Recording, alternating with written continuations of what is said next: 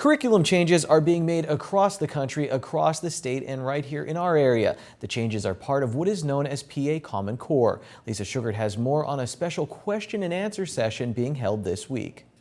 Some very important changes are coming to curriculum in the Hazleton Area School District, and an important meeting will be taking place this Thursday evening to talk about those changes. Joining me now is Casey Herstein, who is the Vice President of the PTA Council for the Hazleton area and Legislative and Advocacy Committee Chairman.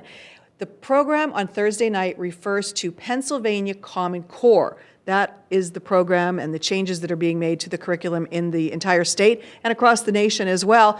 So Casey, tell us, first of all, for people like me that don't know a whole lot about this, what exactly is Pennsylvania Common Core? Well, PA core standards are being enacted in our district this year. We have made the transition in our curriculum, but originally going back to about 2010, it started this flip in the national level. So you will have heard about this on a national level for the past few years. Okay, so now this was enacted, as you said, in 2010 in July, and that was under Governor Rendell. I know not everybody is in favor of it because Governor Corbett would like to see it repealed, and he's doing a review of it right now. Yes, there is actually a website available for people to go to, PA Review, that is looking for feedback from teachers and parents and community members.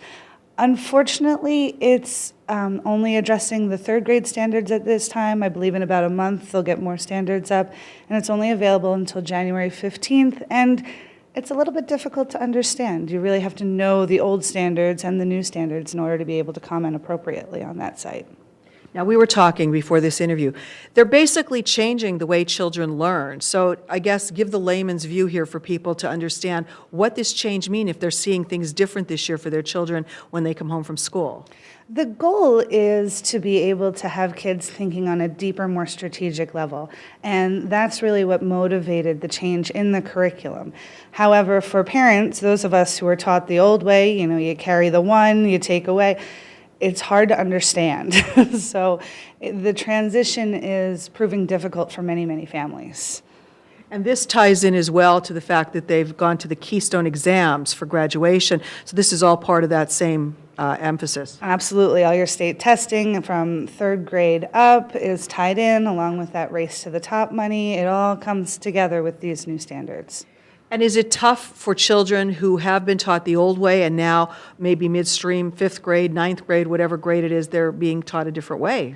I think that transition is always hard, and it comes down to those teachers and the support that the teachers have been given and whether or not they're able to articulate appropriately how to make that switch in thinking.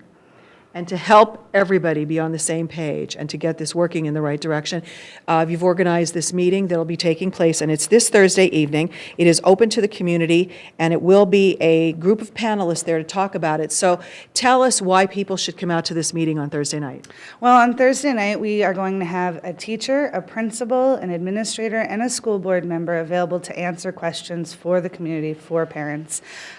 We have a chance for a little bit of background information. Mr. Latella will be doing a brief presentation to introduce the topic, and then we're going to open it up for discussion questions. It gives everyone a chance to have their voice heard and have their concerns addressed from the professionals. And because it's so new, there really aren't any experts at this point in time, but these are people who are working and implementing this in our district right now. So with all the questions circulating on social media, we wanted to put together an opportunity for the district administrators to really hear that feedback and answer those questions for people.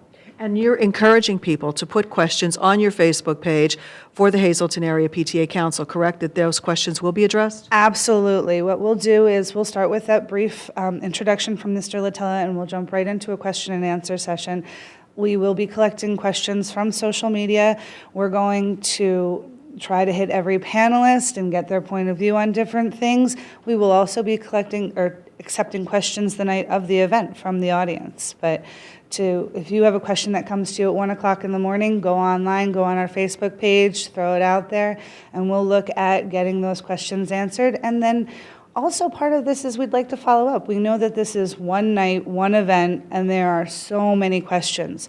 So what we'd like to be able to do is take more of those questions and follow up. If they don't get addressed on Thursday night, we can take them back to other administrators, math teachers, reading teachers, and try to get more answers. Because the goal is really to have a discussion and promote that dialogue so that people feel heard and have their questions answered.